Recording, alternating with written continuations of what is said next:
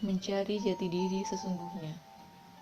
Dahulu kala, di kastil nan jauh di tengah hutan, ada 3 orang remaja yang hidup bersama karena jati diri mereka dirampas oleh penyihir bayangan.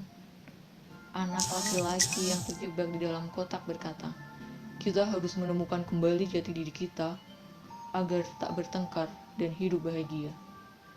Mereka menaiki mobil kemah untuk mencari jati diri mereka. Di perjalanan mereka bertemu ibu rubah yang sedang menangis di ladang yang dipenuhi salju. Anak lelaki yang selalu memakai topeng bertanya kepada ibu rubah, "Kenapa kamu terus menangis?" Ibu rubah menjawab, "Aku kehilangan anak di ladang salju ini. Saat menggendongnya di punggungku, aku terlalu sibuk mencari makan." Melihat ibu rubah yang terus menangis sambil memukul-mukul dadanya, anak lelaki pun mulai mengeluarkan air mata yang hangat. Setelah beberapa lama, salju meleleh dan mereka berhasil menemukan anak rubah yang membeku tertimpa salju. Mereka bertiga melanjutkan perjalanan dan bertemu dengan badut yang menari tanpa busana di ladang bunga berduri. Tong Kosong bertanya kepada badut itu, "Kenapa kau menari dengan segenap hati di ladang yang penuh duri?" Badut menjawab, "Dengan begini, orang-orang akan memperhatikanku." Namun, orang-orang tetap tak memperhatikannya. Itu hanya membuatnya kesakitan. Lalu, Tong Kosong memasuki ladang bunga berduri dan mulai menari bersama sang badut.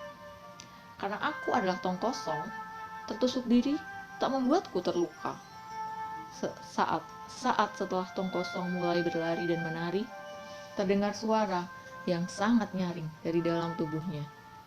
Orang-orang mulai berkumpul setelah mendengar suara itu, lalu menonton mereka menari sambil bertepuk tangan. Mereka bertiga melanjutkan perjalanan untuk mencari jati diri yang hilang. Di perjalanan, penyihir bayangan yang jahat muncul di hadapan mereka. Lalu, dia menculik anak bertopeng yang mengeluarkan air mata untuk ibu rubah dan Tong Kosong yang menari bersama badut. "Mulai sekarang, kalian tak bisa hidup bahagia." Setelah dikutuk, mereka dikurung di dalam gua yang gelap. Anak kotak menemukan mereka usai beberapa hari. Namun, dia tak bisa masuk gua karena pintu masuknya terlalu sempit. "Bagaimana ini?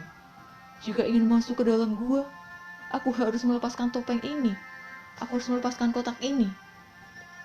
Pada saat itu, dari dalam gua terdengar suara anak bertopeng. "Pergilah yang jauh, jangan mencemaskan kami. Penyihir bayangan akan kembali. Cepat, pergilah." Namun, anak kotak dengan berani melepaskan kotak yang digunakannya dan bergegas memasuki gua yang gelap itu untuk menyelamatkan anak bertopeng dan Tong Kosong. Setelah keluar dari gua, anak bertopeng dan Tong Kosong melihat wajah anak kotak yang dipenuhi lumpur. Mereka tertawa terbahak-bahak. Mereka terus tertawa hingga akhirnya topeng milik anak bertopeng jatuh setelah dia tertawa terbahak-bahak sambil memegang perutnya. Tong Kosong yang membebani perut itu juga ikut terjatuh. Melihat mereka berdua menemukan jati diri mereka, anak lelaki yang berhasil melepaskan kotak berkata, "Aku bahagia, aku bahagia."